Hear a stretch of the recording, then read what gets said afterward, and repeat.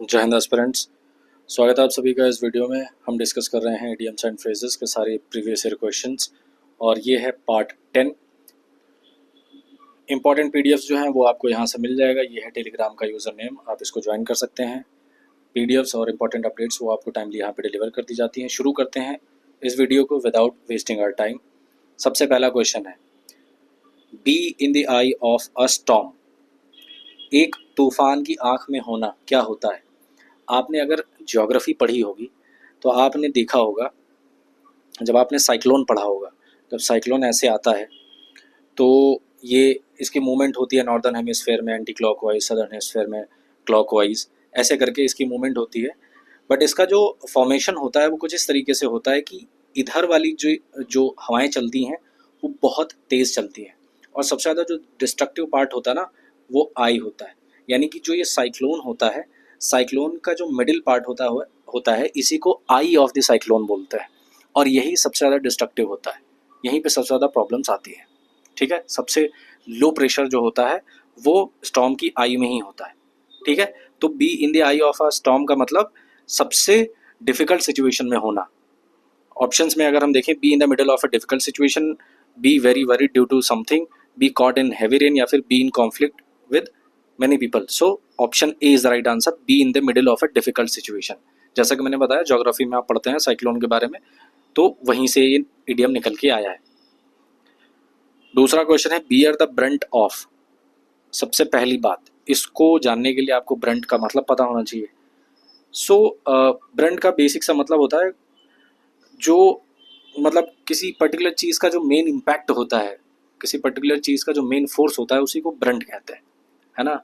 तो bear the Brunt of का basics, beer का मतलब होता है सहना। तो किसी अनप्लेजेंट चीज़ का जो सबसे वर्स्ट पार्ट होता है, जो मेन पार्ट ऑफ इम्पैक्ट होता है, वो झेलना, उसी को बियर द ब्रंट ऑफ बोलते हैं, इडियम में कहते हैं। ऑप्शंस में अगर हम देखें, bear the maximum fury, bear discrimination, breed jealousy, assume an identity. तो अगर आप देखो, option A is the right answer, bear the maximum fury.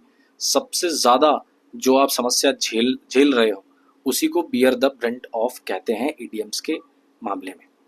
ठीक है, question number 3, let us all have the regulations.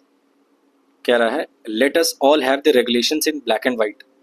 कह रहा है जितने भी रेगुलेशंस है ना उनको ब्लैक एंड वाइट में रखते हैं। अब ब्लैक एंड वाइट का क्या मतलब हो सकता है? बहुत सिंपल सा मतलब है इसका। जैसे आप इसको देखो, ये जो फॉर्मेट पूरा लिखा हुआ है यहाँ पे, आपको किस फॉर्मेट में दिख रहा है? ये पूरा जो लिखा हुआ है कैसे लिखा हुआ है? ब्लैक एंड वाइट में लिखा हुआ है ना। और बेसिक सा मतलब होता है, जो स्टार्टिंग जो हुई थी, जो बुक्स वगैरह का एक जो सबसे कॉमन रूप होता है किताबों का, वो कैसा होता है? सफ़ेद कागज़ होता है, उस पर काली स्याही से लिखा हुआ होता है कुछ, तो वो ब्लैक एंड वाइट का होता है। लिखी हुई चीज़ ब्लैक एंड वाइट को कही गई और वहीं से निकल के आता है ये black and white idiom. Simple सा मतलब ब्लैक एंड वाइट का मतलब होता है इन राइटिंग, लिखित चीज़ को, कोई भी चीज़ अगर लिखी है तो उसको इडियम के तौर पे बोलेंगे इन ब्लैक एंड वाइट। सिंपल, सफ़ेद कागज़ काली स्याही से लिखा हुआ है, उसी को इन ब्लैक एंड वाइट बोल दिया। चलो क्वेश्चन नंबर 4। क्वेश्चन नंबर 4 कह रहा है, the boss is going to blow his top when he discovers the blatant mistake in the balance sheet. तो ब्लो, किसी का टॉप ब्लो करना क्या होता है? अगर आप सोचो, ब्लो हिज टॉप कह रहा है, बॉस जो है ना वो he is going to blow his top. जब उसको पता चलता है ये बैलेंस शीट में इतनी ब्लैटेंट मिस्टेक हुई है, तो वो क्या करेगा? उसका जो टॉप है वो ब्लो कर जाएगा। अब इसको याद कैसे कर सकते? ब्लो का मतलब मैंने बताया था, कोई चीज़ फटना, ब्लो होना, एक्सप्लोड करना, है ना। ब्लैटेंट का मतलब होता है something that is very clear, एकदम साफ, खुला, स्पष्ट। तो जब ये साफ साफ इस बैलेंस शीट में साफ साफ जब ये गलती दिखेगी तो बॉस क्या करेगा? बॉस तो नाराज़ होगा। तो ब्लो हिज टॉप को ऐसे याद कर सकते हो, जब कोई इंसान बहुत गुस्सा होता है तो क्या बोलता है? मेरा माथा बहुत ख़राब हो रहा है, माथा ख़राब हो रहा है, ठीक है, मेरा मूड ठीक नहीं है। तो जो माथा होता है वो कहाँ होता है? इंसान के टॉप, जो ह्यूमन बॉडी होती है उसके टॉप मोस्ट पार्ट में इंसान का सर होता है। तो आदमी का सर खराब होना, दिमाग खराब होना, आदमी बोलता है मेरा दिमाग खराब हो रहा है, हट जाओ मेरे सामने से। तो दिमाग कहाँ होता है? सबसे टॉप मोस्ट पार्ट में होता है बॉडी के। जब टॉप मोस्ट पार्ट खराब होता है, जब वो ब्लो करता है तो आदमी को क्या आता है? गुस्सा आता है। उसी को कहते हैं ब्लो हिज टॉप या ब्लो वंस टॉप, जब गुस्सा आती है किसी को। तो यहाँ पे ऑप्शंस में देखेंगे, attack fiercely, dismiss from job, to be very embarrassed या फिर to be very angry. Right answer is option D, to be very angry. Question number 5, The heavy losses in business came like a bolt from the blue। मैंने इसको पहले भी बताया है, पिछली videos में मैंने इस इडियम को डिस्कस किया है और इसके पीछे मैंने रिलेशन भी बता दिया है कैसे याद करना है, बट चूंकि दोबारा आया है तो मैं दोबारा बता देता हूँ। बोल्ट फ्रॉम द ब्लू का क्या मतलब होता है? आसमान कैसा होता है? आसमान नीला होता है, और वहाँ से जो बिजली गिरती है, कहाँ से गिरती है? आसमान से गिरती है ना। तो वो जब गिरती है तो कितना समय लेती है बिजली गिरने में? एकदम ना के बराबर, बहुत कम समय लगती है ना, अचानक से बिजली गिरती है। सो इसी लाइटनिंग बोल्ट को बोल्ट कहते हैं। तो जो बिजली आसमान से गिरती है उसी को अचानक से कहते हैं। मतलब ऐसे सिंपल सा समझो ना, बोल्ट फ्रॉम द ब्लू का मतलब होता है अचानक से, ठीक।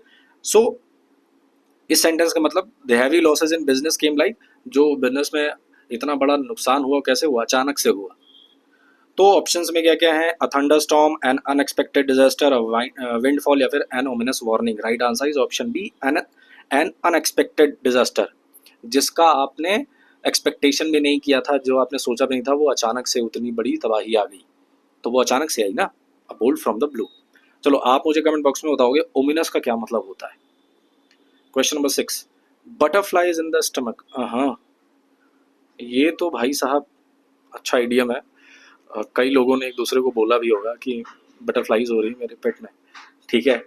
तो ऐसे समझो, देखो आपने देखा होगा जब मूवीज वगैरह में, वीडियोस वगैरह में, जब कोई बच्चा होता है ना, तितली पकड़ के अपने ऐसे कपड़े में पेट के पास ऐसे लपेट के लेके आता है, देता है, देखो मम्मी मैं तितली पकड़ के लेके आया, मैं तितली पकड़ के लेके आई। तो वो स्टमक के पास जो कपड़ा होता है उसी में लपेट के आते हैं ना। गाँव में आपने देखा होगा, जो गाँव से बिलोंग करते होंगे देखते होंगे, जब गाँव में जो वो आइसक्रीम वाला निकलता था ना, तो बच्चे क्या करते थे, वही अपने जो टी शर्ट पहने, टी शर्ट में ही गेहूँ या चावल भर लिया और लेके भाग रहे हैं आइसक्रीम वाले के पास, भैया ये गेहूँ ले लो, इसके बदले में आइसक्रीम दे दो। हम लोग छोटे थे तो बर्फ़ कहते थे, है ना, कि बर्फ़ वाला आया है। सो बटरफ्लाइज इन द स्टमक यहाँ से याद कर सकते हो कि उस समय बच्चा क्या होता है, बड़ा एक्साइटेड होता है। और बटरफ्लाइज इन द स्टमक का यही सिंपल सा मतलब होता है कि पेट में तितलियाँ उड़ना का मतलब हो गया, आदमी जब बहुत एक्साइटेड होता है उसी को कहते हैं बटरफ्लाइज इन द स्टमक। आपने एकदम इसको अगर मैं डेली लाइफ जो जो एक टीनेज से मैं कनेक्ट करके बताऊं, तो जब ऑपोजिट जेंडर्स आपस में एक साथ होते हैं, जो पहली बार मिलते हैं, तो लड़कियां बोलती हैं, लड़के भी कई बार बोलते हैं कि मैं उससे मिलने जा रही हूँ या मैं उससे मिलने जा रहा हूँ, तो बटरफ्लाइज हो रही है मुझे। तो वो क्या होता है, आदमी एक्साइटेड होता है पहली बार मिलने के लिए ना। सो बटरफ्लाइज इन द स्टमक का मतलब होता है एक्साइटेड होना। अच्छा देखो, इसका एक और मतलब भी होता है नर्वस होना, बट यहाँ पे जो एग्जैक्ट, जो हमेशा अगर इन दोनों में आएगा, कभी भी ध्यान रखना, अगर ये दोनों ऑप्शंस आएंगे तो हमेशा जो है ऑप्शन ए सही रहेगा, ठीक है। अगर ए नहीं है तो आप बी लगा सकते हो, बी लगा सकते हो, बट अगर ये दोनों आते हैं तो हमेशा एक्साइटेड को पहले रखना, ठीक। चलो, किसी से मिलने जाते हैं तो नर्वस भी तो होते हैं ना, तो वहां से याद कर सकते हो। चलो question number 7, bed of roses. आहा, बेड ऑफ रोजेस कैसा हो, क्या होता है भाई साहब? मतलब एकदम फूलों का बिस्तर, गुलाब का बिस्तर सजा हुआ है, सब इतना अच्छा हो रखा है, इतना सब पॉजिटिव हो रखा है कि फूलों का ही बिस्तर सजा हुआ है, कोई समस्या होगी ही नहीं, है ना।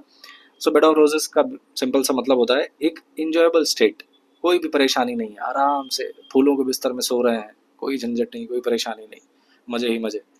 सो ऑप्शंस में अगर देखें, an enjoyable state, a difficult situation, an unforgettable moment, a state of perplexity. अच्छा चलो, एक दूसरा और शब्द मिल गया, कमेंट बॉक्स में बताना है। सॉरी, मेरी जबान लड़खड़ा रही है, खैर, अ स्टेट ऑफ परप्लेक्सिटी, ठीक, इसको आपको बताना है कमेंट बॉक्स में, परप्लेक्सिटी का मतलब क्या होता है, ठीक। हालांकि इस इडियम पे आए तो इसका मतलब होता है an enjoyable state. Question number 8, question number 8 कह रहा है be left in the lurch. Lurch में छूट जाना क्या होता है? लर्च दोनों होता है, वर्ब भी होता है, नाउन भी होता है। आपने देखा होगा वो पायरेट्स ऑफ कैरिबियन मूवी देखी है, उसमें जो जैक स्पैरो होता है, वो वही वाला कैरेक्टर ना। सो पायरेट्स ऑफ कैरिबियन मूवी देखी है तो उसमें देखा होगा जब प्रॉब्लम आती है, जब समंदर में बहुत ज़्यादा तेज़ लहरें उठने लगती हैं, तो नाव कैसी होती है, बड़ी डगमगाने लगती है ना, खूब ऊपर नीचे जंप करेगी, स्विंग करेगी, डगमगाएगी। तो ऐसे में क्या होता है, कई बार क्या होता है, नाव पलट भी जाती है, लुढ़क भी जाती है, लोगों की डेथ भी हो जाती है उसमें। तो ये सिचुएशन कैसी होती है, बड़ी मुश्किल सिचुएशन होती है, बड़ी खतरे की सिचुएशन होती है ये, है ना। और उसमें अगर आपको कोई छोड़ जाए तो कैसा होगा, धोखा ही तो दिया ना, कि एक नाव में साथ साथ चल रहे थे और जब तूफान आया तो छोड़ के भाग लिया आदमी। तो B left in the lurch का मतलब होता है जब कोई आपको धोखा दे करके आपको छोड़ के चला जाए बीच मझधार में, उसी को कहते हैं B left in the lurch. Lurch का मतलब भी मैंने आपको बता दिया। ऑप्शंस में देखते हैं क्या क्या लिखा है। Be sent to do work which one doesn't enjoy, keep repeating something till it is accepted, be tired of doing the same thing over and over again, या option D be deserted when one is in trouble. Desert का मतलब होता है, एक तो वो होता है रेगिस्तान, एक और डेजर्ट का मतलब होता है जिसका मतलब होता है मीठा, मिठाई। यहाँ पे एक तीसरा डेजर्ट है जो रेगिस्तान वाला डेजर्ट है, और ये वाले डेजर्ट दोनों की स्पेलिंग सेम होती है, बट यहाँ पे डेजर्ट का बेसिक सा मतलब होता है धोखा देना। जब कोई मुश्किल की घड़ी में हो और उसको कोई धोखा दे जाए, उसी को कहते हैं B left in the lurch. ठीक, अपने आप को इतना काबिल बना लो कि कोई कितना भी धोखा देके जाए आपको, आपका जीवन उससे प्रभावित नहीं होना चाहिए। लोग आते हैं चले जाते हैं, आप कभी रुके नहीं, कभी गिरे नहीं, बस आगे बढ़ते रहें, इसी का नाम जिंदगी है। Question number 9, to blaze a trail. To blaze a trail का क्या मतलब होता है भाई? देखो, ब्लेज का मतलब होता है किसी चीज़ को चमकाना, खास करके किसी चीज़ में आग लगा, जब आग लगा देते हैं, जैसे वो मशाल होती है ना, मशाल में जब हम आग लगाते हैं उसी को कहते हैं ब्लेज करना, किसी चीज़ को जलाना, चमकाना। और ट्रेल क्या होता है, आपने देखा होगा गाँवों में खेतों के बीच में ऐसे पगडंडियाँ बनी होती हैं, है ना, ऐसे ऐसे पगडंडियाँ बनी होती हैं जंगल के बीच में। पगडंडी क्या होता है, जिस रास्ते से लोग आते जाते हैं ना, जनरली वो रास्ता उबड़ खाबड़ है, बट बीच में एक ऐसी पतली सी गली आपको ऐसे पगडंडी मिल जाएगी जिसके थ्रू लोग आते जाते होंगे। ठीक है, तो पगडंडी बनाना, ब्लेज अ ट्रेल का मतलब है कि आपने पगडंडी उजागर कर दी, मतलब समझ रहे हो, आपने नया रास्ता दिखा दिया लोगों को। पगडंडी क्या होती है, नया रास्ता ही तो होती है। लोग पहली बार कोई उस रास्ते से गया होगा, फिर दूसरी बार कोई ना कोई गया होगा, धीरे धीरे ऐसे जाते जाते ना उस जगह पे रास्ता बन जाता है एक पतला सा। तो पहली बार तो कोई ना कोई तो गया ही होगा ना, उसी ने इसकी शुरुआत करी, तो पगडंडी की शुरुआत करी, नई चीज़ की शुरुआत करी उसने, तो उसी को कहते हैं टू ब्लेज अ ट्रेल, एक नई पगडंडी चमका देना, सामने ले आना। ठीक, सो ऑप्शंस में अगर हम देखें क्या क्या लिखा हुआ है, to initiate something new, to complete a project, to act impulsively, to set fire to something. Right answer is option A, to initiate something new, किसी नई चीज की शुरुआत करना, उसी को कहते हैं to blaze a trail. Question number 10 and last of this video is please come to the point. ये तो मैं बता चुका हूं इसके पहले वाली वीडियो में। Please come to the point, कृपया आप मुद्दे की बात करो, don't beat around the bush. मुद्दे की बात करो, please don't beat around the bush, मतलब इधर उधर की चीज़ों में मत पड़ो। इसका मैंने मतलब भी बता दिया, वो बॉल वाला मैंने एग्जांपल दिया था कि जहाँ पे बॉल गिरी है वहाँ ना ढूंढ करके बच्चे क्या करते हैं, इधर उधर डंडा मारते हैं कि कहीं तो मिल जाए, है ना। तो काम की बात ना करके इधर उधर फालतू की बात करना, उसे कहते हैं बीट अराउंड द बुश। जो इंपॉर्टेंट है उसको अवॉइड करना। ऑप्शंस क्या क्या हैं, avoid the topic, hide behind a bush, make excuses, accept defeat. Right answer is option A, that is very obvious, लिखा हुआ है अवॉइड द टॉपिक। ये थे 10 क्वेश्चंस, आई होप आपको समझ में आए होंगे, एंड ये 10वां पार्ट भी था। थैंक यू सो मच, आप यहाँ तक देख रहे हैं। वीडियो अगर अच्छे लग रहे हैं तो आप वीडियो को लाइक करिए, चैनल को सब्सक्राइब करिए। कुछ भी सुझाव हो, सलाह हो, कमेंट बॉक्स में ज़रूर डालिए, और जो मैं क्वेश्चंस पूछता हूँ उनका भी जवाब आप कमेंट बॉक्स में लिखा करिए। मिलते हैं नेक्स्ट वीडियो में, टिल देन टेक केयर, जय हिंद।